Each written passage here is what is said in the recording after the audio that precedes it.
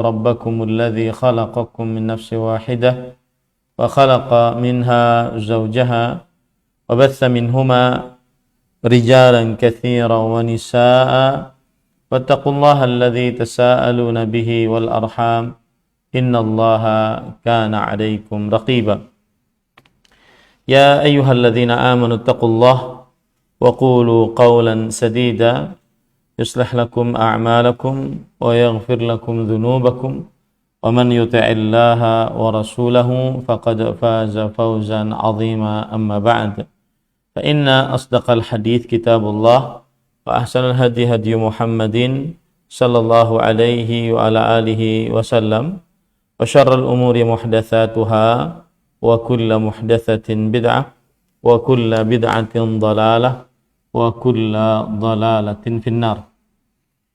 Alhamdulillah, kita bersyukur pada Allah Subhanahu wa taala pada hari ini, hari Jumat malam Sabtu 24 Rabiul Akhir 1444 Hijriah, kita dimudahkan oleh Allah Subhanahu wa taala kembali untuk duduk bersama mengkaji ayat-ayat suci Al-Quran dan hadis-hadis Rasul sallallahu alaihi wa ala alihi wasallam. Salawat dan salam semoga selalu Allah berikan kepada Nabi kita Muhammad sallallahu alaihi wa ala alihi wasallam, pada keluarga beliau, para sahabat, serta orang-orang yang mengikuti beliau sampai hari kiamat kelak. Dengan nama-nama Allah yang husna dan sifat-sifatnya yang ulia, kita berdoa, Allahumma inna nas'aluka ilman nafi'an wa rizqan tayyiban wa amalan mutaqabbala, Allahumma amin. Ahibati fillah, afanillah wa iyakum kaum muslimin yang saya cintai karena Allah. Semoga Allah Subhanahu wa taala selalu memberikan afiat kepada kita di dunia dan di akhirat. Pada kesempatan kali ini kita membahas tema, yaitu masih membaca kitab Taujihat Islamiyah di Islahil Fardi wal Mujtama' yang ditulis oleh Fadilatul Syekh Muhammad bin Jamil Zainu rahimahullahu ta'ala. Salawat dan salam semoga selalu Kemudian kita pada kesempatan kali ini membahas tentang wujubu salatil jumu'ati wal jamaah, yang diterjemahkan dalam bahasa Indonesia wajibnya salat Jumat dan salat berjamaah. Penulis kemudian mengatakan salatul jumu'ati wal jamaah wajibatun 'ala rijali lil adillatil atiyah. Penulis berkata, salat Jumat dan salat berjamaah hukumnya wajib bagi laki-laki. Dalilnya sebagai berikut. Baik, sebelum kita masuk kepada dalil, kita ingin mendudukan beberapa permasalahan dulu. Yaitu pertama adalah tentang, sebentar ya, apakah ini menyebutkan tentang keutamaan atau tidak? Baik. Kita akan menyebutkan tentang keutamaan hari Jumat dahulu.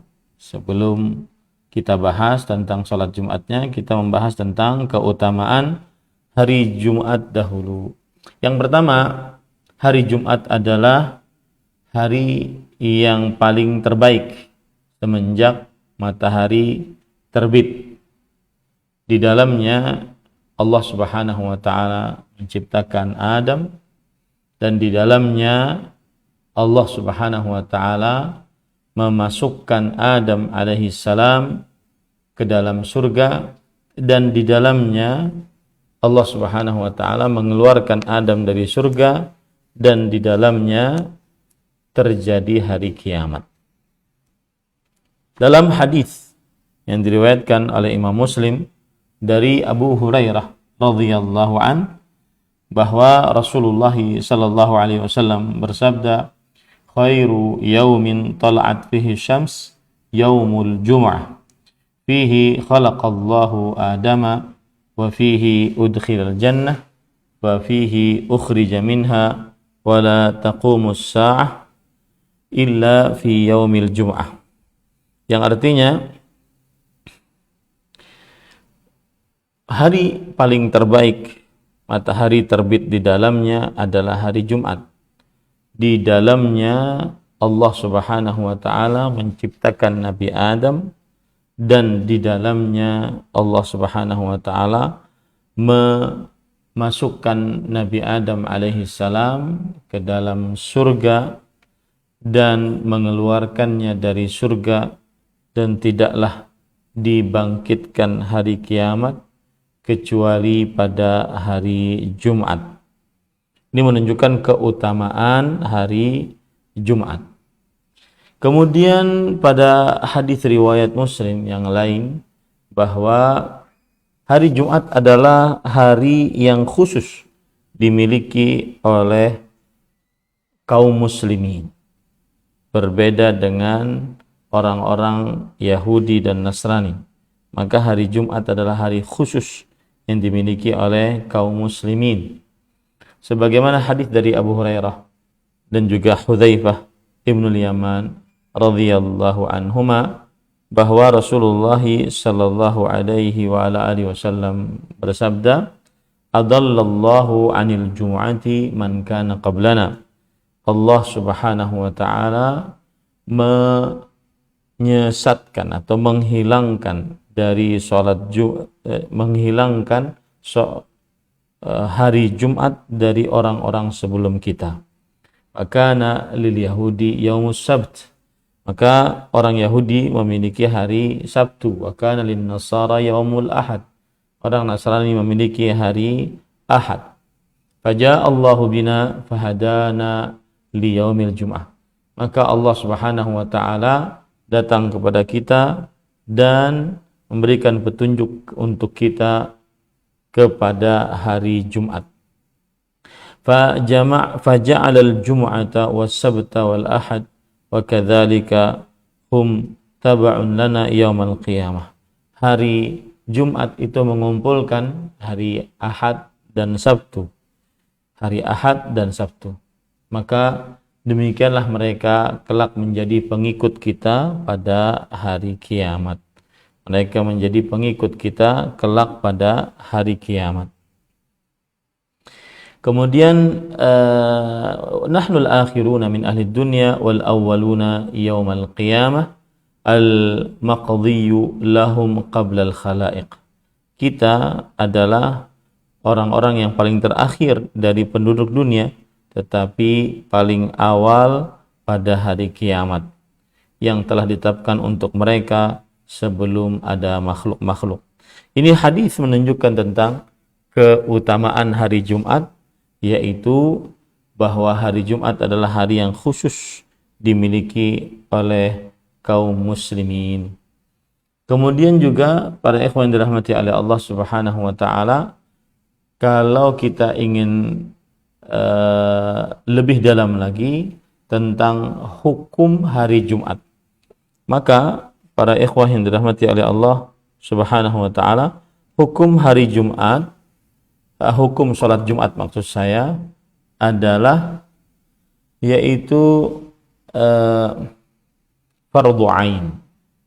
Hukum salat Jumat adalah fardhu ain. Hal ini berdasarkan ayat dalam Al-Qur'an, ya ayyuhalladzina amanu idza nudiya lis-salati min yaumil jumu'ati fas'au ila dzikrillah wa dzarul bai', yang artinya wahai orang beriman, jika dikumandangkan azan untuk salat pada hari Jumat, maka bersegeralah menuju zikir kepada Allah dan tinggalkanlah jual beli.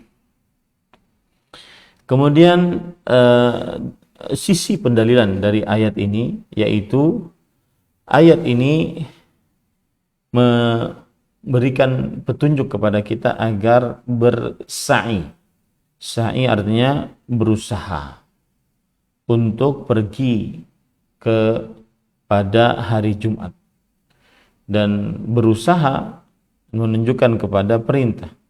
Wal amru yaqtadil wujub, dan perintah menunjukkan kepada kewajiban. Dan tidak diwajibkan sa'i, yaitu berusaha, illa ilal wajib, kecuali untuk sesuatu yang wajib.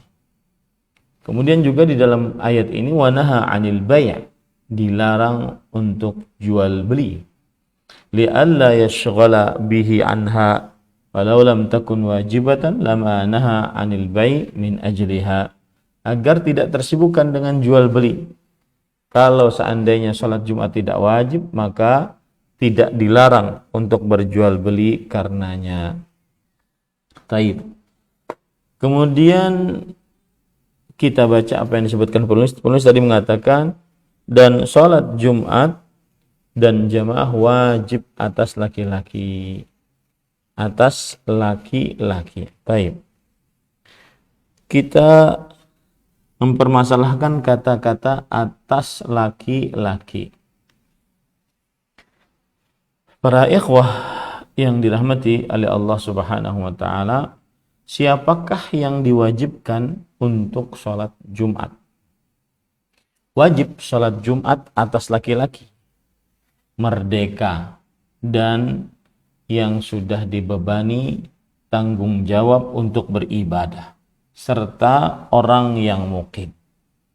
Itu berarti wajib atas laki-laki, dan dia merdeka, bukan budak, kemudian dibebani untuk tanggung jawab beribadah, artinya dia adalah orang yang sudah baligh, kemudian yang mukim, bukan yang sedang safar. Hal ini berdasarkan hadis riwayat Imam Abu Dawud dari Tariq bin Shihab radhiyallahu an, bahwa Nabi Muhammad sallallahu alaihi wa alihi wasallam bersabda, al-jum'atu haqqun wajibun ala kulli muslim illa arba'atan abdun mamluk aw imra'atun aw sabiyun aw maridun. Yang artinya salat Jumat adalah hak yang wajib atas seorang muslim kecuali 4 perkara. Hamba, budak sahaya, atau perempuan, atau anak kecil, atau orang yang sedang sakit. Dan juga berdasarkan ijma', Imam Ibnul Munzir rahimahullah berkata, ajma'u ala anna al-jum'ata wajibatun ala al-ahrar al-balighin al-muqimin alladhina la uzra lahum. Mereka berijma', ulama umat Islam berijma' bahwa Jumat adalah wajib atas orang-orang merdeka yang sudah baligh, yang muqim, orang-orang yang tidak memiliki uzur bagi mereka sama sekali. Nah, ini para ikhwah yang dirahmati oleh Allah Subhanahu wa taala. Baik. Kemudian para ikhwah yang dirahmati oleh Allah Subhanahu wa taala, apakah wajib sholat Jumat bagi seorang yang buta? Maka wajib sholat Jumat bagi seorang yang buta jika dia memiliki penuntun, dan ini adalah mazhab jumhur, yaitu mazhab Maliki, Syafi'i, dan Hambali, dan Abu Yusuf serta Muhammad Al-Qadhi dari mazhab Hanafi. Karena Allah berfirman dalam surat Al-Jumu'ah ayat 9, ya ayyuhalladzina amanu idza nudiya lis-salati min yaumil jum'ah fas'au ila dzikrillah wa dzarul bai'. Wahai orang beriman, jika dikumandangkan azan untuk salat pada hari Jumat, maka berusahalah dengan segera untuk mengerjakan salat, mengingat Allah dan meninggalkan jual beli. Keumuman ayat ini masuk di dalamnya orang yang buta jika dia memiliki penuntun yang menuntunnya untuk sholat. Ya, ini para ikhwan yang dirahmati oleh Allah Subhanahu wa taala. Taib. Kemudian juga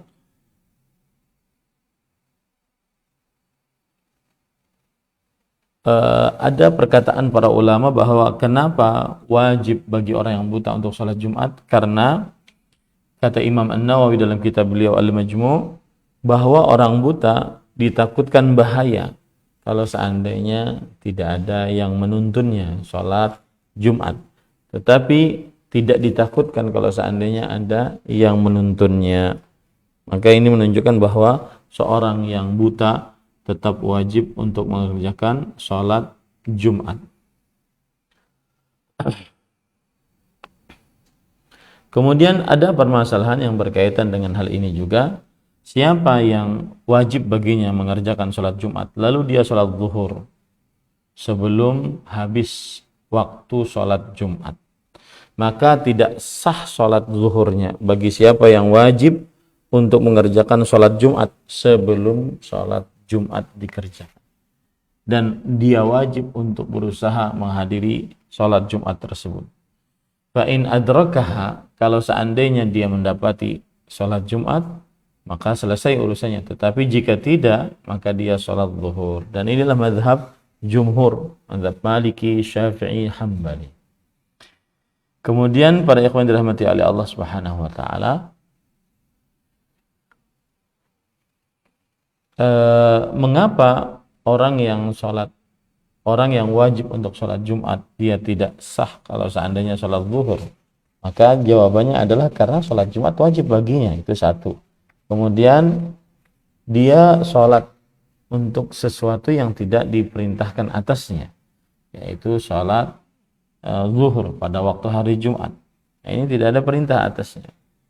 Kemudian yang ketiga adalah tidak ada perbedaan pendapat di antara para ulama bahwa ia berdosa bagi siapa yang meninggalkan sholat Jumat, dan ia diperintahkan untuk menuju kepada sholat Jumat tersebut. Dan konsekuensi dari hal itu adalah bahwa dia tidak diberikan redaksi untuk sholat zuhur. Ya, tidak diberikan redaksi untuk sholat zuhur. Nah, jadi tetap wajib bagi siapa yang mengerjakan sholat, dia merupakan orang yang wajib mengerjakan sholat Jumat, maka tidak sah kalau seandainya dia mengerjakan sholat zuhur padahal masih waktunya.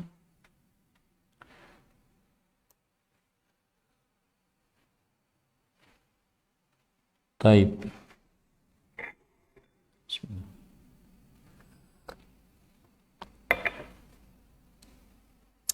Sekarang ahibati fillah afanillah wa iyyakum, hukum seorang yang mendengar azan pada hari Jumat.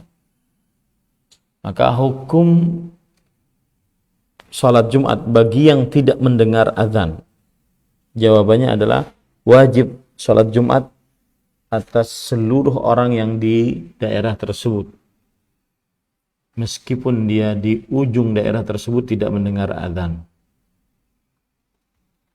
Nah, ini menunjukkan bahwa wajib tetap salat Jumat meskipun orang tersebut tidak mendengar azan, tetapi daerahnya dia orang-orang mengerjakan salat Jumat, maka wajib baginya untuk mengikutinya. Dalilnya adalah surat Al-Jumu'ah ayat 9 tadi, bahwa Allah Azza wa Jalla telah memerintahkan untuk berusaha, bersegera ya mengerjakan salat Jumat hanya dengan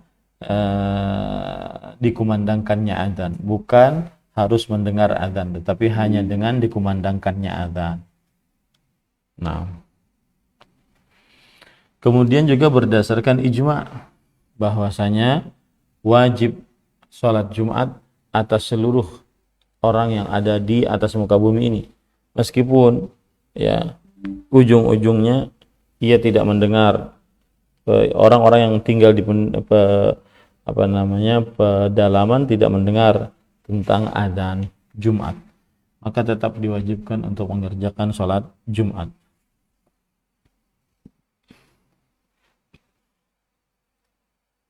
Baik. Apa hukumnya sholat Jumat bagi siapa yang berada di luar daerahnya? Apa hukumnya sholat Jumat bagi siapa yang berada di daerah luarnya, di luar daerah. Maka jawabannya adalah wajib sholat Jumat bagi siapa yang mendengar azan meskipun dia di luar daerah. Dan ini adalah mazhab jumhur dari mazhab Maliki, Syafi'i dan Hambali, yaitu wajib sholat Jumat atas siapa yang mendengar azan meskipun dia di luar daerah. Dalilnya surat Al-Jumu'ah ayat 9 tadi, idza nudiya lis-salati min yaumil jumu'ah fas'au ila dzikrillah. Jika dikumandangkan salat untuk hari Jumat, maka berusahalah untuk berzikir kepada Allah Subhanahu wa taala. Ayat ini secara lahiriah menunjukkan kepada kewajiban salat Jumat atas siapa saja yang mendengar azan. Baik. Hukum mengerjakan sholat Jumat jikalau yang mendirikan sholat Jumat tersebut adalah orang-orang fasik, orang-orang ahli bid'ah. Maka jawabannya wajib sholat Jumat dan berusaha kepadanya menujunya, baik itu yang hidup di tangannya adalah seorang ahlu sunnah atau seorang ahli bid'ah atau orang yang adil, terpercaya, atau orang yang fasik, banyak maksiat dan kesalahan. Maka wajib tetap sholat Jumat jika ada yang seperti ini. Nah,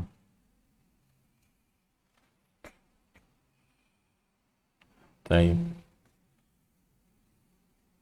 Kemudian para ikhwan yang dirahmati oleh Allah Subhanahu wa taala, sekarang siapa saja yang tidak diwajibkan untuk sholat Jumat? Yang pertama adalah perempuan, tidak wajib untuk salat Jumat. Dalilnya adalah ijma'. Yang menukilkan ijma' adalah Imam Ibnu Al-Munzir, Imam Al-Khattabi, Imam Ibnu Battal, Imam Ibnu Qudamah.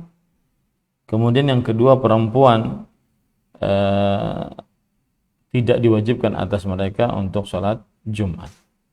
Berdasarkan hal-hal yang menunjukkan bahwa perempuan tidak diperbolehkan untuk menghadiri yang di dalamnya para lelaki.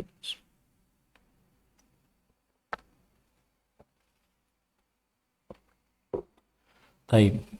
Kemudian yang kedua yang tidak wajib sholat Jumat adalah budak. Budak yang diperjualbelikan. Ini adalah dengan kesepakatan mazhab fikih yang 4, mazhab Hanafi, Maliki, Syafi'i dan Hambali, bahwa budak tidak wajib untuk berpuasa. Kenapa? Karena dia sibuk dengan mengurus tuannya. Dia sibuk dengan mengurus tuannya.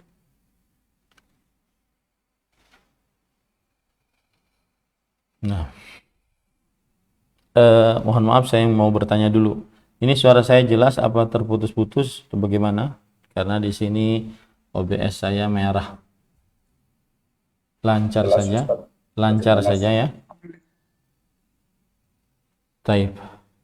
Kita lanjut. Kemudian para ikhwan yang dirahmati oleh Allah, jadi budak yang diperjualbelikan tidak diperbolehkan untuk tidak diwajibkan untuk mengerjakan sholat Jumat. Kemudian ahibati fillah, afanillahu wa iyyakum. Yang ketiga adalah anak kecil, bayi, tidak wajib untuk sholat Jumat. Dengan kesepakatan mazhab fikih yang 4, Hanafi, Maliki, Syafi'i, Hambali, dan juga perkataan kebanyakan para ulama. Ya, bahkan dinukilkan ijma' atasnya bahwa anak kecil tidak diwajibkan atasnya sholat Jumat. Kemudian berdasarkan hadis, yaitu riwayat Abu Daud dari Ali bin Abi Thalib radhiyallahu an, rufi'al qalamu an thalatha. Pena diangkat dari 3, anin naim hatta yastayqi, dari orang yang sedang tidur sampai dia bangun, wa anus sabi hatta yablugh, dan dari anak kecil sampai dia baligh, wa anil majnuni hatta ya'qil, dan dari orang gila sampai dia sadar. Dari orang gila sampai dia sadar baru diwajibkan atasnya beban untuk beribadah kepada Allah Subhanahu wa taala. Kemudian yang keempat, musafir. Dan yang pertama berkaitan dengan musafir ini adalah hukum sholat Jumat bagi musafir. Maka jawabannya tidak ada sholat Jumat bagi seorang musafir. Tidak ada sholat Jumat bagi seorang yang musafir. Dan ini adalah pendapat mazhab fikih yang empat, Hanafi, Maliki, Syafi'i, dan Hambali. Dan dia adalah sebagian dari perkataan para ulama salaf. Dan bahkan itu dikatakan kebanyakan ulama yang mengatakan pendapat seperti ini. Bahkan dinukilkan ijma atasnya. Dalil yang menunjukkan akan hal ini adalah hadis yang diriwayatkan oleh Imam Muslim dari Jabir radhiyallahu an, Nabi Muhammad sallallahu alaihi wasallam bersabda, "Lamma wasala batna al-wadi yawm Arafah, fa khataba an-nas thumma ba'da al-khutbati adzana Bilal thumma aqama fa shalla adh-dhuhra thumma aqama fa shalla al-'ashr."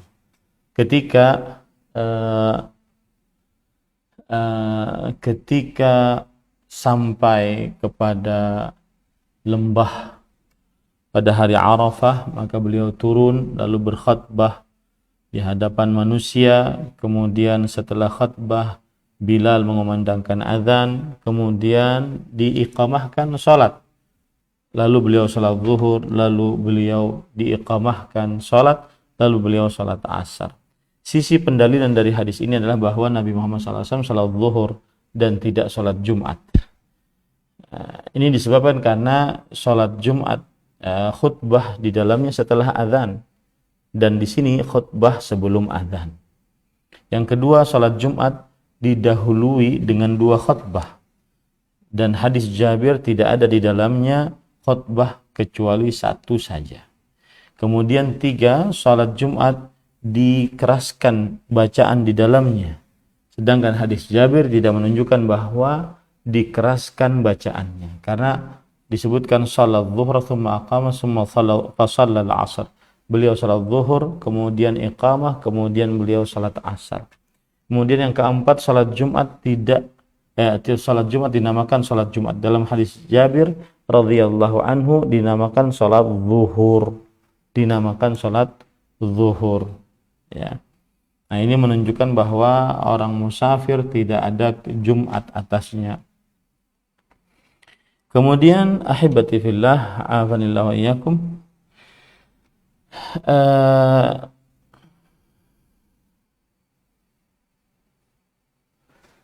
bolehkah seorang yang musafir untuk menjadi imam di dalam salat Jumat? Maka jawabannya adalah sah orang musafir untuk menjadi imam dalam salat Jumat ataupun di hari Jumat. Dan ini mazhab Hanafi, Syafi'i, ya, dan juga mazhab ulama kontemporer Imam Ibnu Utsaimin rahimahullahu taala. Kenapa? Karena mereka adalah para lelaki, sah dari mereka salat Jumat. Kemudian juga pendapat tidak sah ini tidak ada dalil atasnya. Jadi sah saja seorang musafir menjadi imam pada salat Jumat. Nah, inilah 4 orang, perempuan, budak, anak kecil, dan musafir tidak diwajibkan atas mereka salat Jumat.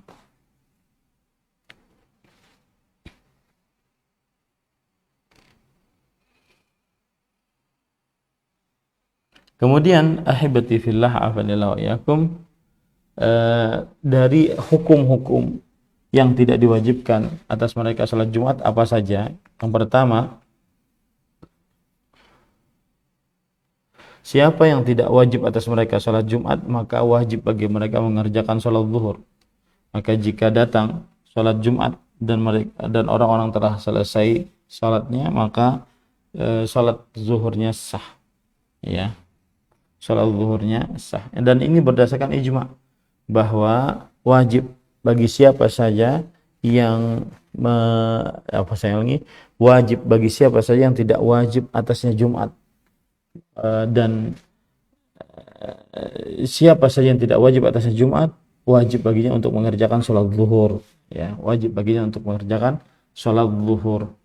Dan siapa saja yang tidak diwajibkan atas mereka sholat Jumat seperti musafir, orang sakit, orang perempuan, dan juga budak, dan seluruh orang-orang yang dimaafkan, maka boleh baginya untuk mengerjakan sholat zuhur sebelum sholatnya imam. Sebelum sholatnya imam. Dan yang jelas waktu mengerjakan sholat zuhurnya di waktu yang sudah masuk waktu sholat zuhur, ya. Nah, semoga dipahami ya. Jadi siapa saja yang tidak diwajibkan atas mereka Jumat seperti musafir, orang sakit, wanita, anak kecil, budak, dan seluruh yang diberikan uzur untuk tidak sholat Jumat, maka boleh baginya untuk sholat zuhur sebelum sholatnya imam. Ya, sebelum sholatnya imam. Dan itu dilakukan setelah masuk waktu sholat zuhur. Hal ini dengan kesepakatan mazhab fikih yang 4, mazhab Hanafi, Maliki, Syafi'i, dan Hambali. Nah,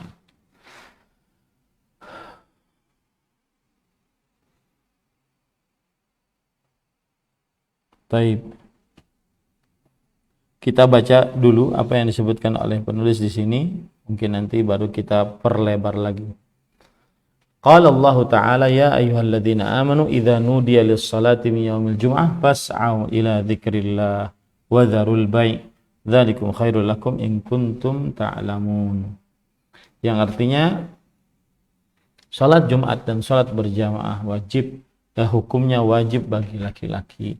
Dalilnya sebagai berikut, Allah Subhanahu wa taala berfirman, wahai orang-orang yang beriman, apabila diseru untuk menunaikan salat pada hari Jumat, maka bersegeralah kamu kepada mengingat Allah dan tinggalkanlah jual beli. Yang demikian itu lebih baik bagimu jika kamu mengetahuinya. Nah, ini sudah kita bahas tadi beberapa poin ya, bahwa ayat ini menunjukkan asal hukum sholat Jumat yaitu wajib. Kemudian ayat ini menunjukkan bahwa keumuman ayat ini menunjukkan siapa saja dari laki-laki, bukan perempuan, bukan budak, bukan anak kecil, bukan musafir, diwajibkan atasnya untuk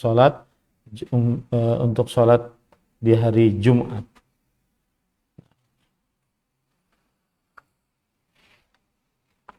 Baik.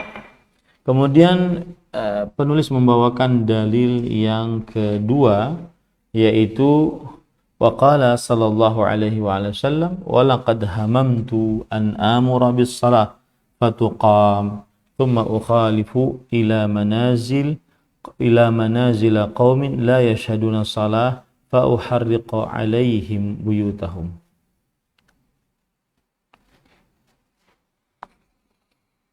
Para ikhwah yang dirahmati oleh Allah Subhanahu wa taala, ini adalah dalil tentang wajibnya salat berjamaah bagi laki-laki. Sungguh aku bertekad untuk memerintahkan orang mengerjakan salat, lalu salatnya diiqamahkan. Kemudian aku pergi ke rumah orang-orang yang tidak bersyahadat. Kemudian aku pergi kepada rumah orang-orang yang tidak menyaksikan sholat, maksudnya tidak ikut sholat berjamaah, maka aku bakar rumah-rumah mereka. Aku bakar rumah-rumah mereka. Taib. Ini para ikhwah yang dirahmati oleh Allah. Sebentar, saya kelewat kayaknya. Terlewat. Ada hadis yang kedua yang belum saya baca, yaitu man taraka thalatha juma' tahawunan biha taba'allahu ala qalbi. Siapa yang meninggalkan 3 salat Jumat karena meremehkan akannya, Allah Subhanahu wa taala pasti akan tutup hatinya. Nah, para ikhwah yang dirahmati oleh Allah Subhanahu wa taala, ini hadis menunjukkan bahayanya meninggalkan sholat Jumat, yaitu ditutup hatinya oleh Allah Subhanahu wa ta'ala. Nah, kemudian lanjut kepada hadis yang ketiga tadi yang sudah kita baca, yaitu sungguh aku telah bermaksud memerintahkan seseorang yang mengimami sholat. Kemudian aku mendatangi orang-orang yang sholat di rumahnya, tidak berjamaah di masjid. Lalu aku bakar rumah-rumah mereka. Hadis riwayat Imam Bukhari. Taib, ini hadis berkaitan dengan sholat berjamaah. Kita akan bahas tentang sholat berjamaah. Poin yang pertama adalah keutamaan sholat berjamaah. Saya tidak tahu nanti ada bab setelah ini ada penyebutan sholat berjamaah dan keutamaannya, tapi kita baca sekarang. Yang pertama, keutamaan sholat berjamaah adalah sholat berjamaah lebih utama dibandingkan sholat sendirian lebih daripada 27 derajat. Hal ini berdasarkan hadis riwayat Bukhari dan Muslim dari Abdullah bin Umar radhiyallahu anhuma, Rasulullah sallallahu alaihi wasallam bersabda, "Salatul jamaah tafdhulu ala salatil fardhi bi 27 darajah."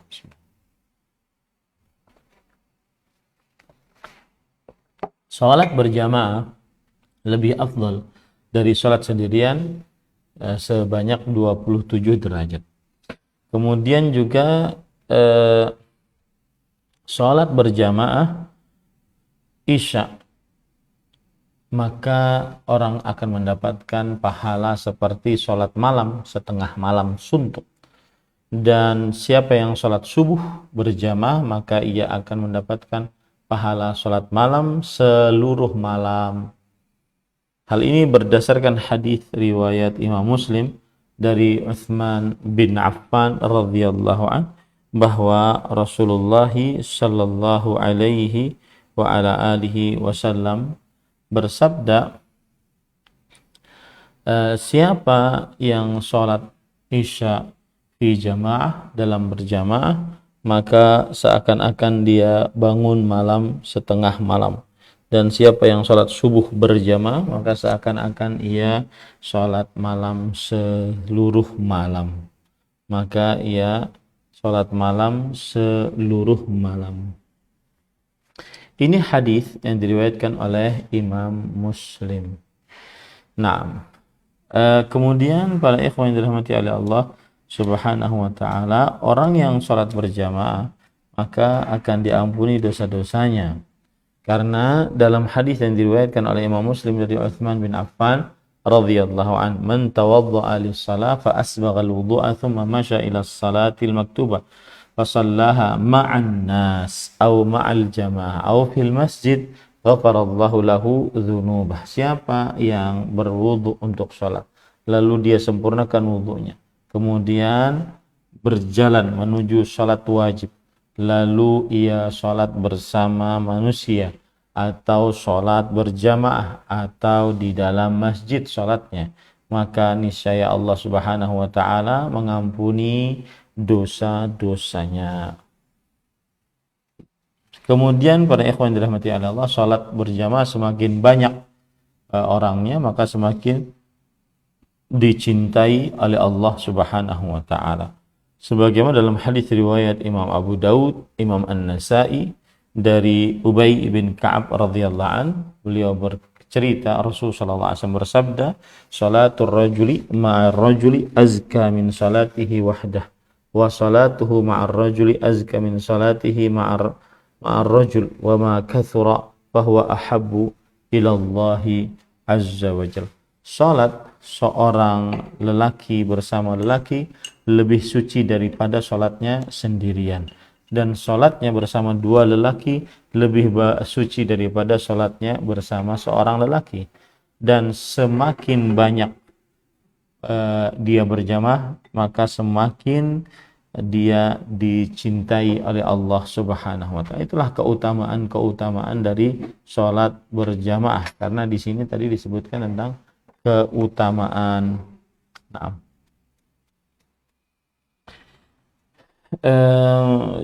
para ikhwah yang dirahmati oleh Allah Subhanahu wa taala, kita masuk lagi kepada poin sholat berjamaah, yaitu hukum dari sholat berjamaah. Sebentar, ini ada nggak nanti pada pertemuan sebelumnya? Setelahnya maksud saya. Tidak ada. Ya. Di sini tadi hanya menyebutkan sholat berjamaah hukumnya adalah wajib. Kita bahas lebih dalam, yaitu apa hukum sholat berjamaah. Sholat berjamaah wajib, ya, pada setiap lelaki yang baligh, wajib wujuban ainian 'alal rijal, wajib, kewajiban setiap lelaki, ya, setiap lelaki. Dan ini adalah mazhab Hambali, kemudian sebagian dari mazhab Hanafi, kemudian satu sisi dari mazhab Syafi'i, dan ini adalah pendapat Imam Bukhari, Imam Ibnu Munzir, Imam Ibnu Hazm, Imam Ibnu Taimiyah, Imam Ibnu Baz, dan Imam Ibnu Utsaimin rahimahullah ta'ala, bahwa hukum salat berjamaah bagi lelaki adalah wajib, dan wajibnya setiap orang lelaki yang sudah baligh. Dalilnya adalah hadis surah An-Nisa ayat 102, bahwa wa idza kunta fihim fa aqamta lahumus shalah faltaqum ta'ifatun minhum ma'ak. Jika engkau di tengah-tengah mereka, maka kamu mendirikan bagi mereka salat, hendaklah hendaklah sekelompok orang dari mereka bersama engkau. Apa maksudnya surat An-Nisa ayat 102 ini? Di dalam Majmu' Fatawa yang tulis oleh Imam Ibnu Taimiyah yang merupakan fatwa Imam Ibnu Taimiyah rahimahullah, menyebutkan bahwa Allah memerintahkan salat berjamaah bersamanya di dalam salat khauf.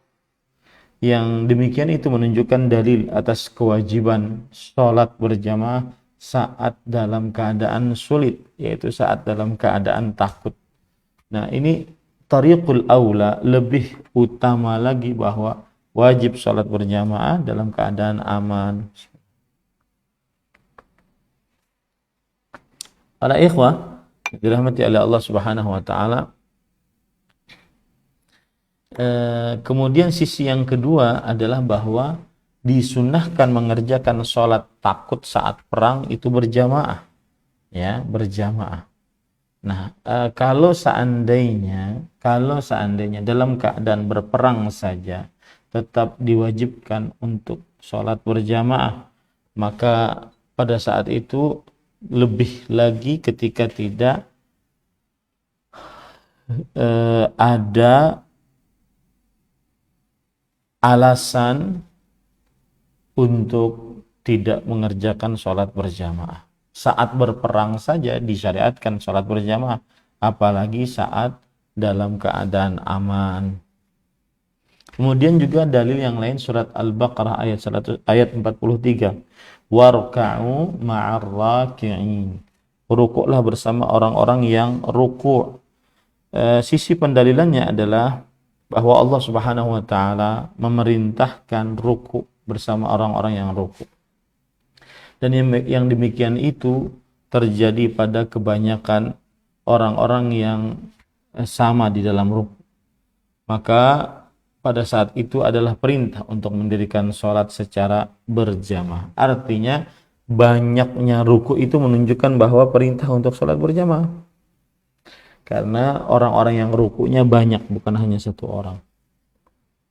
Kemudian juga hadis yang panjang, saya kira tidak perlu saya sebutkan, yaitu bahwa Rasulullah SAW pernah ingin membakar rumah orang-orang yang di dalamnya tidak sholat berjamaah. Salah satu penyebabnya beliau tidak jadi membakar karena di dalamnya ada perempuan, ada anak kecil, ada orang-orang tua. Nah, kemudian juga salah satu hal yang menunjukkan tentang wajibnya sholat berjamaah adalah perkataan dari Abdullah bin Mas'ud radhiyallahu anhu. Beliau berkata, man sarrahu, siapa yang ingin an yalqallaha ghadan musliman, yang ingin bertemu dengan Allah dalam keadaan muslim pada suatu hari, falyuhafiz ala haula'is salawat haitsu yunada bihinna, maka hendaklah selalu menjaga atas azan-azan tersebut, di mana atas salat-salat tersebut di manakah dikumandangkannya. Fa innallaha syara'a li nabiyyikum sallallahu alaihi wasallam sunanal huda wa innahunna min sunanil huda wa innahunna min sunanil huda.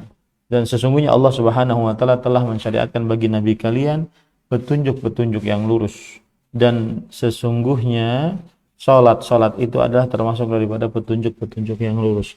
Walau annakum shallaitum fi buyutikum kama yusalli hadzal mutakhallifu fi baitihi la taraktum sunnata nabiyyikum wa la taraktum sunnata nabiyyikum la dhalaltum wa ma min rajulin yatatahhar fa yuhsinu at-tuhur thumma ya'midu ila masjid min hadhihi al-masajid illa kataballahu lahu bi kulli khatwatin yakhtuha hasanah. Yang artinya adalah, kalau seandainya kalian sholat di rumah-rumah kalian sebagaimana orang yang terlambat ini sholat di rumahnya, maka kalian sungguh akan meninggalkan kesunahan Nabi kalian. Ya, dan kalau kalian meninggalkan kesunahan Nabi kalian, maka kalian pasti akan binasa.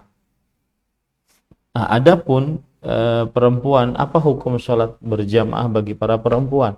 Maka sholat para perempuan berjamaah hanya dianjurkan para perempuan untuk sholat berjamaah, yaitu dengan cara sebagian dari mereka dengan sholat dengan sebagian yang lain. Dan ini mazhab Syafi'i Hambali.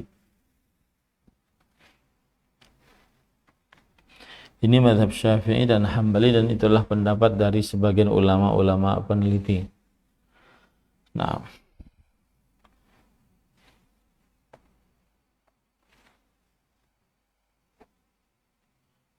kemudian berdasarkan dari perkataan Aisyah radhiyallahu anha bahwa perempuan tidak wajib untuk salat berjamaah, annaha ammatin nisa fi salatil maghrib faqamat wastatahunna wa jaharat bil qiraah, adalah Aisyah radhiyallahu anha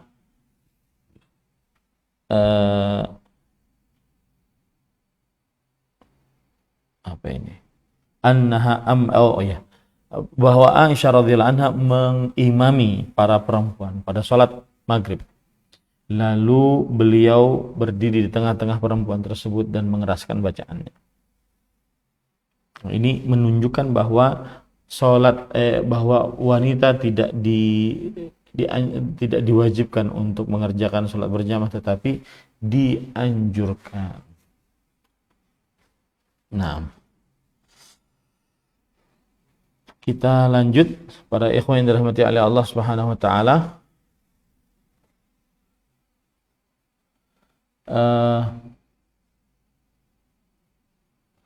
Dalam hadis yang keempat. Nah, dalam hadis yang ketiga tadi, sungguh aku bertekad untuk memerintahkan sholat, lalu diiqamahkan sholat. Lalu aku pergi ke rumah orang-orang yang tidak sholat, tidak menghadiri sholat, maka aku akan bakar mereka.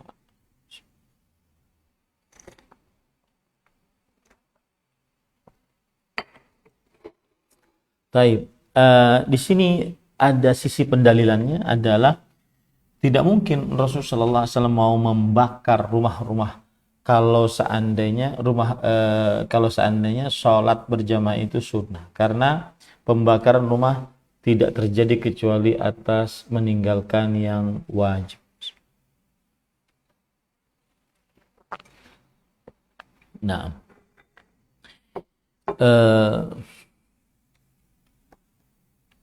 itu adalah dalil pertama tentang wajibnya sholat berjamaah. Padahal disebutkan oleh Imam Ibnu Qayyim dan ulama lainnya bahwa ada orang yang nanti kita akan bahas ini. Ada orang yang buta yang minta izin kepada Rasul sallallahu alaihi wasallam untuk tidak ikut sholat berjamaah. Maka dijawab oleh Nabi Muhammad SAW nanti pada hadis yang kelima ya, pada hadis yang kelima. Baik. Nah, di sini ada hadis yang keempat, hadis riwayat Imam Ibnu Majah, yaitu man sami'a an-nidaa falam ya'tihi fala salata lahu illa min udhur. Siapa yang mendengar azan lalu dia tidak menghadirinya atau memenuhi panggilannya, maka tidak sah salatnya kecuali karena uzur. Ya, tidak sah salatnya kecuali karena uzur. Nah, ini hadis menunjukkan bahwa sangat ekstrim pendapat ini, tidak sah sholatnya karena dia mendengar azan lalu dia tidak menghampiri azan tersebut. Nah.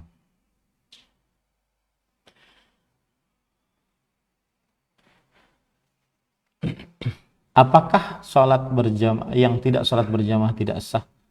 Maka jawabannya tetap sah, akan tetapi dia kelewatan pahala yang besar.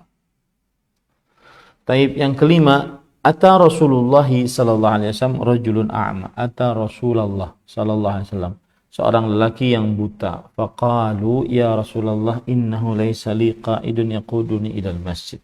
Wahai Rasulullah, sesungguhnya tidak ada untukku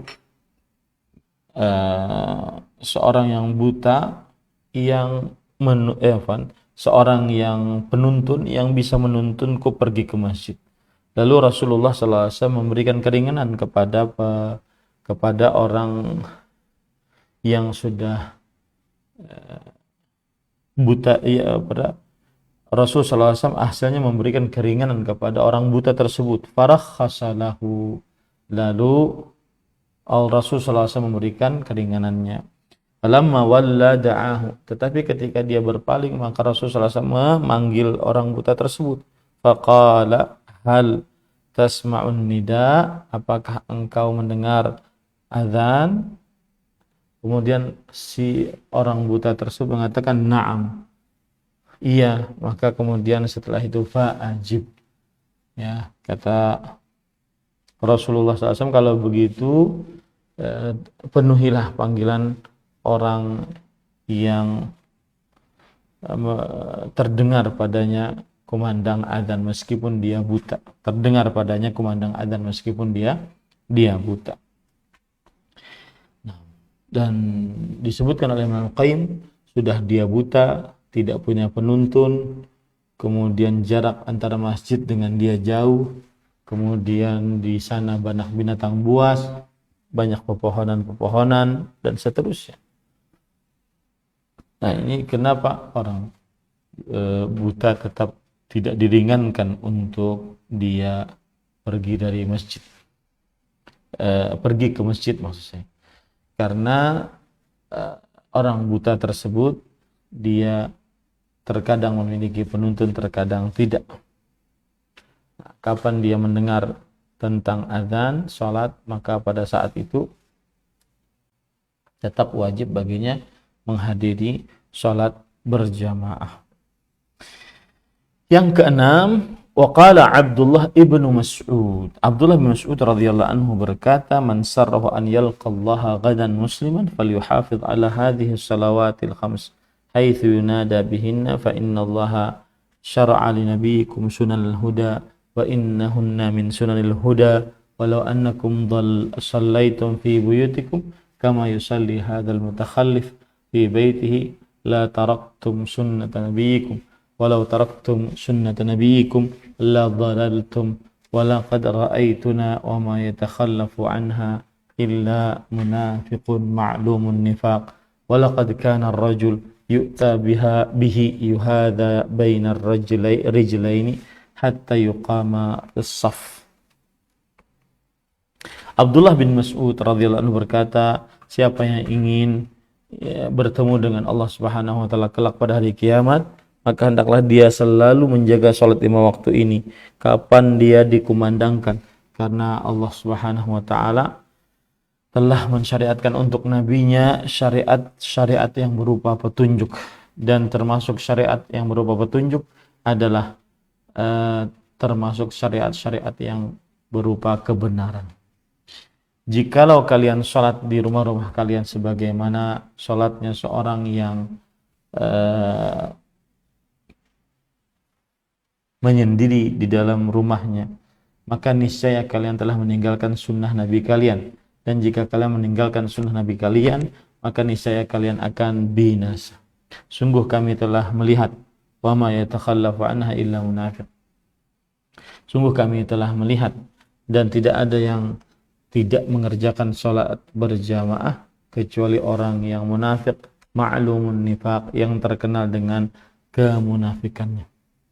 Dan sungguh seseorang dipapah, ya, diboyong, ya, dipapah di antara dua orang sampai diberdirikan di dalam saf. Hadis riwayat Muslim. Nah, ini kira-kira dalil yang menunjukkan kewajiban sholat berjamaah Jumat. Kemudian setelah itu nanti disebutkan keutamaan sholat Jumat dan sholat berjamaah. Kemudian setelah itu bagaimana tata cara sholat Jumat, disertai dengan adab-adabnya. Nah, itu insyaallah ta'ala pada pertemuan yang akan datang kita lanjut tentang kajian sholat berjamaah dan sholat Jumat. Wallahu a'lam. Nah, silahkan Ami.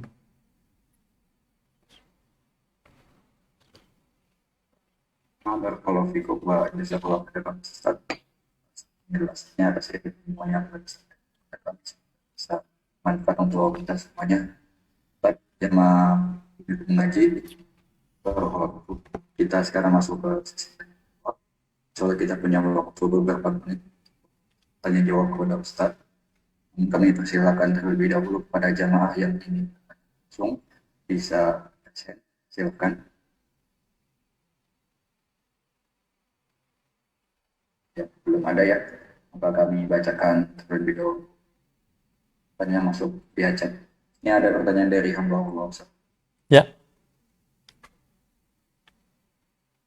Nah, tadi disebutkan bahwa sholat Jumat meninggalkan sholat Jumat 3 kali secara sengaja, itu Allah akan tutup artinya.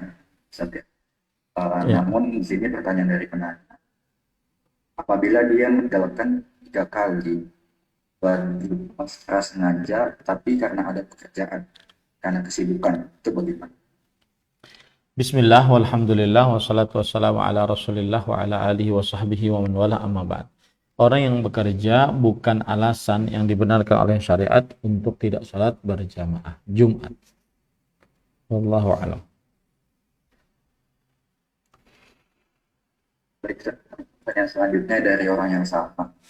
Wanita tidak diwajibkan untuk sholat Jumat, namun apabila mereka ingin pergi untuk sholat Jumat, apakah dibolehkan? Boleh, kita sudah sebutkan tadi bahwa dianjurkan, diperbolehkan seseorang mengerjakan sholat, seorang wanita mengerjakan sholat Jumat dan gugur atasnya kewajiban sholat Jumat, ya, kewajiban sholat zuhur maksud saya. Wallahu a'lam. Baik, assalamualaikum warahmatullahi wabarakatuh. Jazakallahu khairan atas jawabannya. Kita pindah ke penanya langsung. Ada yang angkat tangan sini, Muhammad. Kami silakan untuk bertanya langsung pada Ustaz. Ya, jazakallahu khairan. Assalamualaikum warahmatullahi wabarakatuh, Ustaz. Waalaikumsalam warahmatullahi wabarakatuh. Atas penjelasan materinya hari ini. Alhamdulillah. Silakan Ibu. Iya, Ustaz. Yang ditanyakan Ustaz, bagaimana wajibnya atau seberapa besar bila seorang ibu single parent Ustaz ingin membawa anak-anaknya sholat ke masjid. Saat ini belum balik, mungkin sekitar 1 tahunan ke depan kemungkinan akan balik karena usianya sudah sekitar 11 tahun. Untuk sholat Jumat saya sudah rutin membawanya ke masjid, Ustadz. Tetapi untuk sholat wajib yang 5 itu saya tidak pernah membawa anak saya ke masjid. Saya ingin memulainya karena masjidnya tidak bisa jalan kaki juga, Ustadz.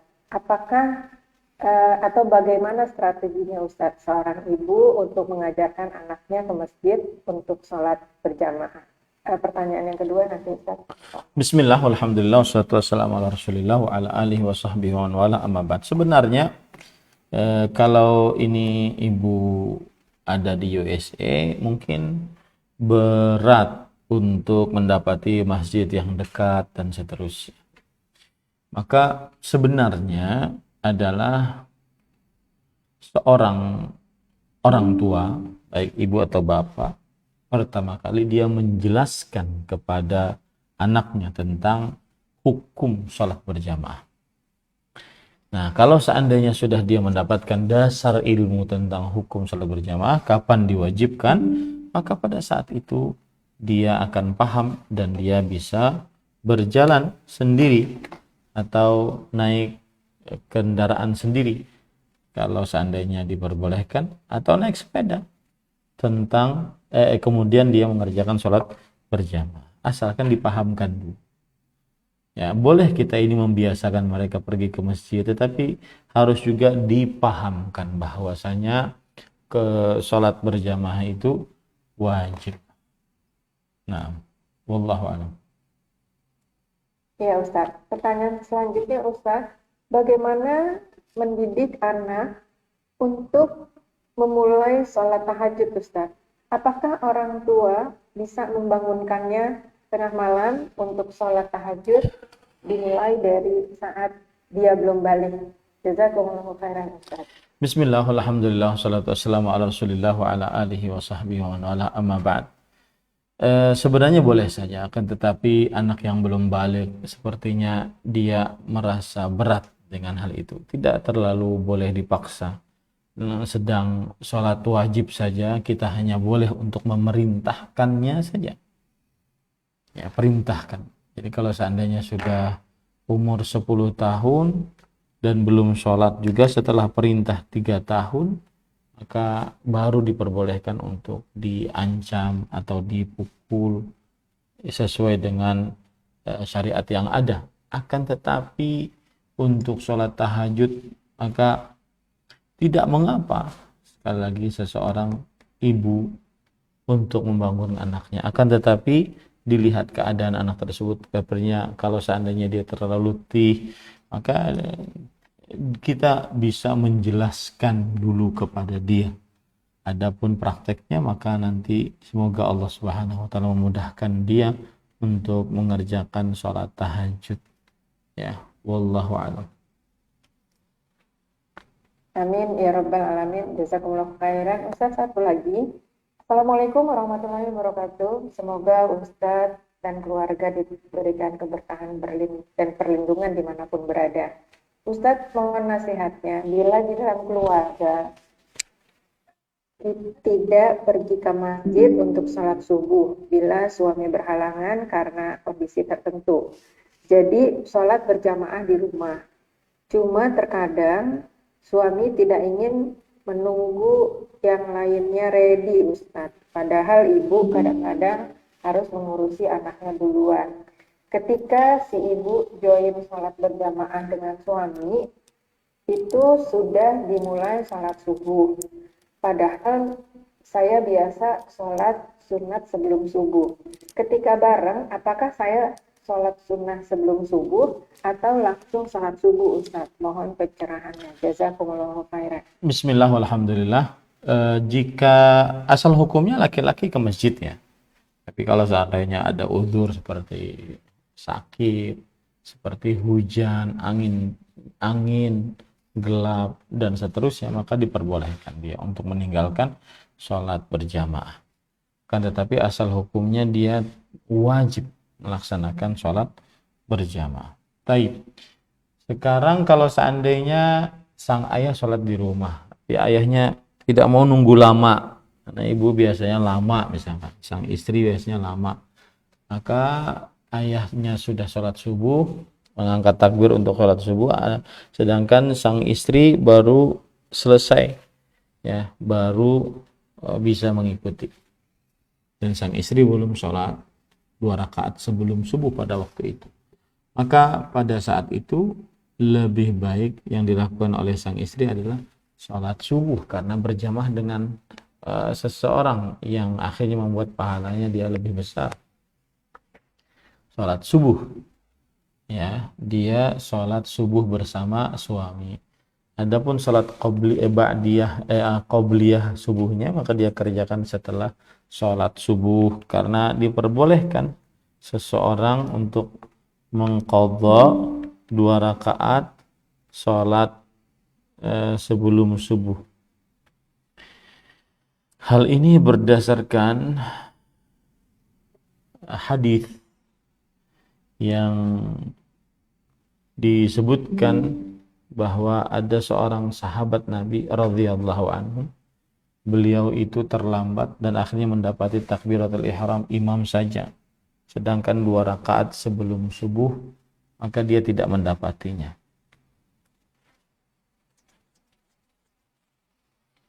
Dan tidak diperbolehkan seseorang kalau sudah diiqamahkan sholat kemudian dia belum mengerjakan 2 rakaat sebelum subuh, tidak boleh diperbolehkan dia untuk mengerjakan 2 rakaat sebelum subuh dan meninggalkan sholat berjamaah yang baru dimulai. Ini tidak diperbolehkan. Kemudian permasalahan mengqadha'nya setelah sholat subuh, maka ada hadis dari Qais ibn Umar radhiyallahu an. Beliau bercerita, ra'ani Rasulullah sallallahu alaihi wasallam wa ana usalli raka'atail fajr ba'da salatil fajr.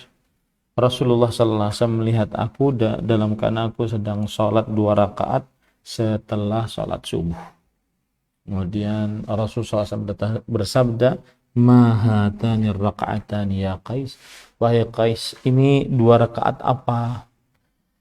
Qultu ya Rasulullah lam akun sallaitu raka'atail fajr fahuma hatan. Wahai Rasulullah, aku belum sholat 2 rakaat sebelum subuh, maka itulah 2 rakaat sebelum subuh tersebut.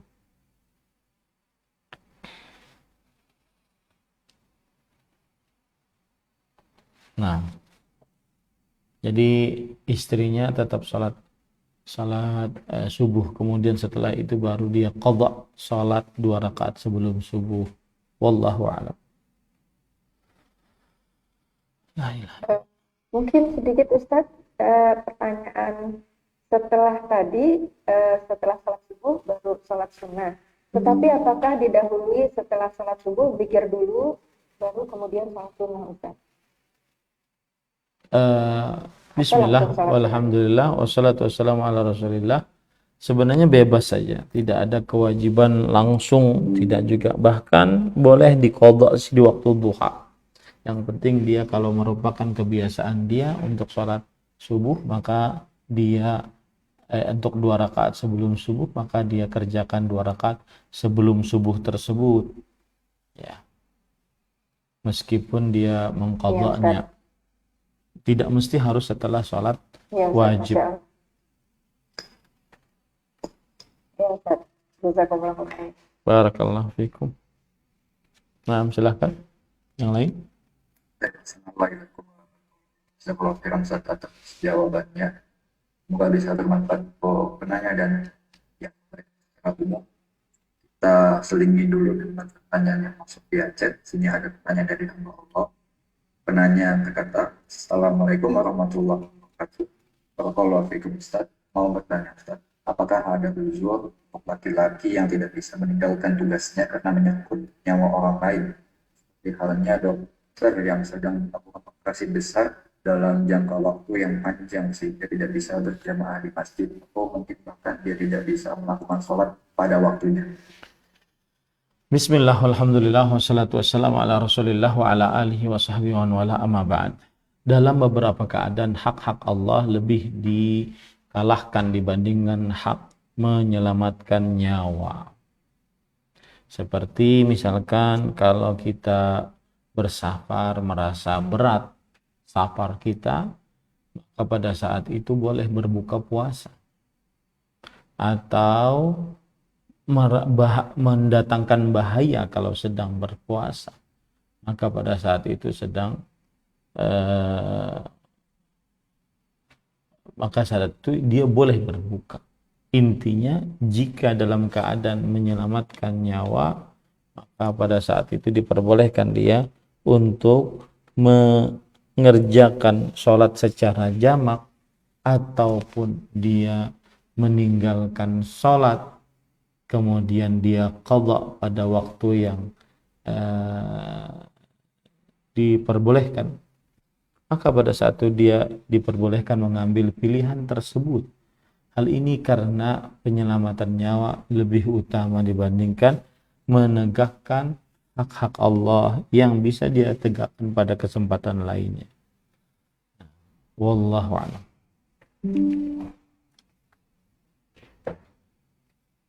Nah, assalamualaikum warahmatullahi wabarakatuh. Jazakallah khairan. Kita lanjutkan untuk penanya langsung, sudah ada yang angkat di sini. Itu Khairah ya, ibu itu Khairah, silakan.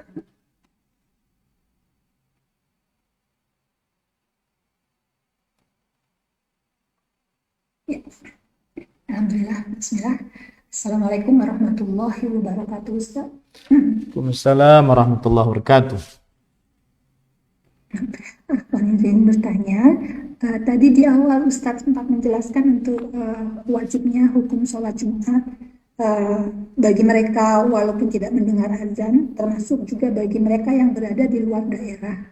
Tetapi di satu sisi tidak wajib bagi yang safar.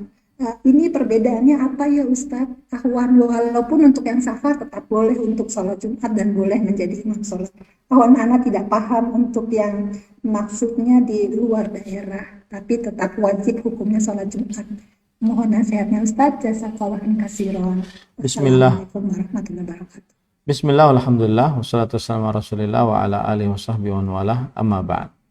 Saya dari Jakarta ke Bogor, itu berarti keluar daerah, tapi saya tidak safar, maka tetap wajib sholat Jumat. Itu contohnya. Tidak semua orang keluar daerah itu safar, Ibu.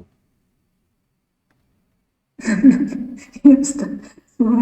Jazakallahu khairan Ustaz. Barakallahu fiik. Assalamualaikum warahmatullahi wabarakatuh. Waalaikumsalam warahmatullahi wabarakatuh. Baik, assalamualaikum warahmatullahi wabarakatuh. Ini persilakan kembali untuk yang ingin bertanya langsung, Ibu Yuniati, silakan.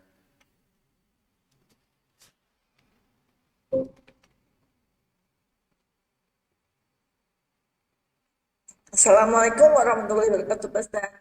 Waalaikumsalam warahmatullahi wabarakatuh. Saya izin bertanya, Pak Ustaz. Saya tuh masih kurang paham. Waktu 2 tahun yang lalu kan kita ada COVID. Ini kan masih belum hilang ya, Pak Ustaz. Itu kalau kita sholat, itu kalau misalnya kita pakai masker itu apakah maskernya dibuka atau dipakai saja, Pak Ustaz? Yang kedua saya izin bertanya, Pak Ustaz. Apabila kita sudah mempunyai pasangan, kita ingin berpuasa sunnah atau puasa sunnah ya, yang biasa kita lakukan misalnya puasa Senin Kamis gitu ya. Terus kita tidak diizinkan oleh suami, kan itu sebagai istri itu tidak boleh ya, Pak Ustaz. Itu bagaimana ya, Pak Ustaz? Bismillah, walhamdulillah, wassalatu wassalamu ala rasulillah wa ala alihi wa ashabihi wa man walah, amma ba'd. Untuk hukum memakai masker saat sholat, maka jawabannya adalah dalam keadaan aman dan tidak ada penyakit yang mewabah, hukumnya makruh. Dan dalam keadaan yang terjadi penyakit mewabah, maka pada saat itu hukum makruh tersebut terangkat dengan adanya hajat atau keperluan yang sangat mendesak, ya, atau keperluan yang sangat mendesak. Jadi kalau kita runut asal hukum sholat memakai penutup wajah itu dilarang oleh Rasul Shallallahu Alaihi Wasallam. Dalam hadis riwayat Imam Abu Daud dari Abu Hurairah radhiyallahu an, naha an-nabiy sallallahu alaihi wasallam an yughatti ar-rajulu fahu fi shalah. Rasul sallallahu alaihi wasallam melarang untuk seseorang menutup mulutnya di dalam sholat, menutup mulutnya di dalam sholat. Nah ini. Bahkan bagi para perempuan pun demikian. Kata Imam Ibn Abdul Barr, ajma'u ala anna al-mar'ah takshif wajhaha fis salah. Para ulama berijma' bahwa perempuan wajib membuka wajahnya di dalam salat wal ihram dan dalam ihram. Lianna satral wajhi yukhillu bi mumasyaratil musalli bil jabhah wal anfi wa yughattil fam. Faqad naha an-nabiy sallallahu alaihi wasallam ar-rajul anhu fa in kana li hajah ka huduri ajanib fala karahah wa kadzalika ar-rajul tazulul karahah fi haqqihi idza ihtaja ila dzalik. Karena menutup wajah itu akan mengurangi seorang yang sedang sholat untuk tersentuh langsung dengan apa yang merupakan lantainya, baik itu dahinya, hidungnya ataupun juga mulutnya. Dan Nabi Muhammad SAW melarang seseorang lelaki melakukan hal tersebut saat sholat. Dan kalau seandainya seorang perempuan sedang di hadapan laki-laki yang bukan mahramnya, maka pada saat itu tidak makruh hukumnya. Kemudian juga demikian juga laki-laki yang ingin sholat maka dia makruh memakai penutup wajah atau penutup mulut kecuali dalam keadaan ada hajat keperluan. Sedangkan kemakruhan itu diangkat ketika ada hajat. Artinya kalau ada hajat kemudian hukum sesuatu tersebut adalah makruh, maka ini hukum makruhnya terangkat. Jadi tidak mengapa seseorang saat penyakit mewabah untuk memakai masker.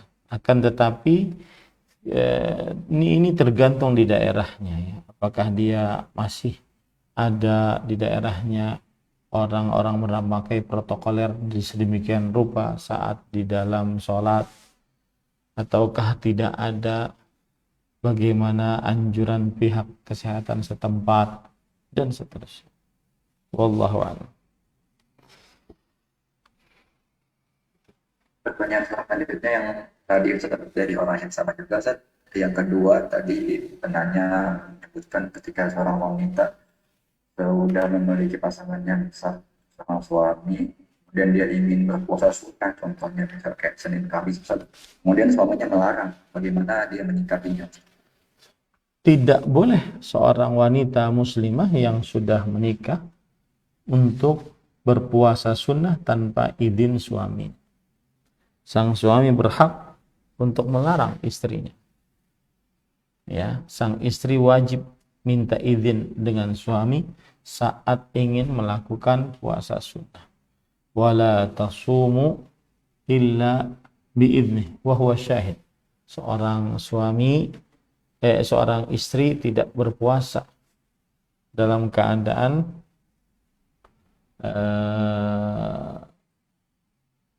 tanpa izin suaminya. Seorang istri wajib minta izin suaminya untuk melaksanakan puasa sunnah. Kenapa demikian?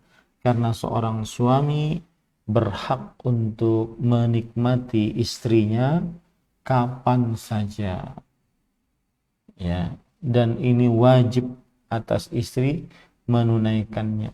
Sedangkan puasa sunnah hukumnya adalah sunnah dan didahulukan yang wajib dibandingkan yang sunnah. Wallahu a'lam. Assalamualaikum warahmatullahi wabarakatuh. Atas jawabannya. Ustaz, masih ada 2 pertanyaan kurang lebih, Ustaz. Apakah masih bisa kita bacakan? Silahkan. Baik, pertanyaan singkat saja, Ustaz. Insya Allah dari hamba Allah. Penanya berkata, Ustaz, mengkodok sholat subuh itu apakah berlaku juga untuk yang ketiduran? Dan kalau ketiduran, baiknya sholat subuh langsung atau qobliyah dulu, Ustaz? Bismillah, walhamdulillah, wassalatu wassalamu ala rasulillah wa ala alihi wa ashabihi wa man wala amma ba'd.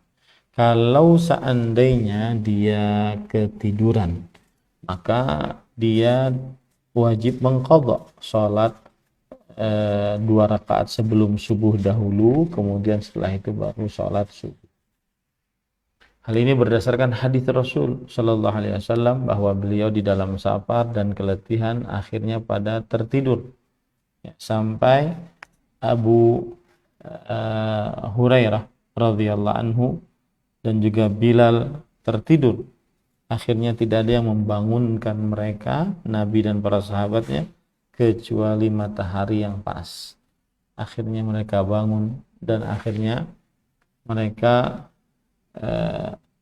mengerjakan sholat, mengumandangkan azan dulu, baru mengerjakan 2 rakaat sebelum subuh, baru iqamah, baru mengerjakan sholat subuh. Wallahu a'lam.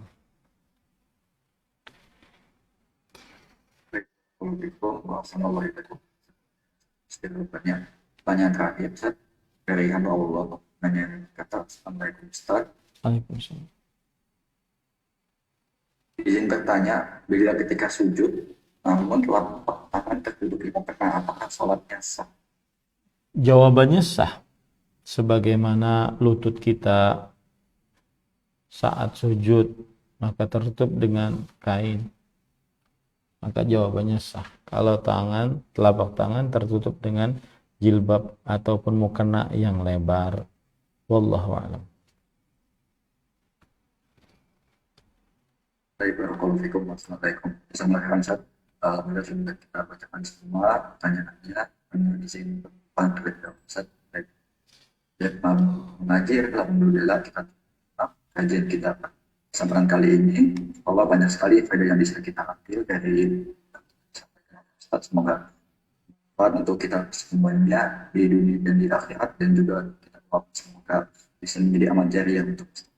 Mengucapkan terima kasih kepada Ustadz, dan juga ucapan terima kasih dari kami kepada para pengaji yang telah hadir bersama kita dimanapun berada. Kemudian jika ada kesalahan sikap maupun perkataan, semoga kita pada kajian yang akan datang. Wassalamualaikum warahmatullahi wabarakatuh.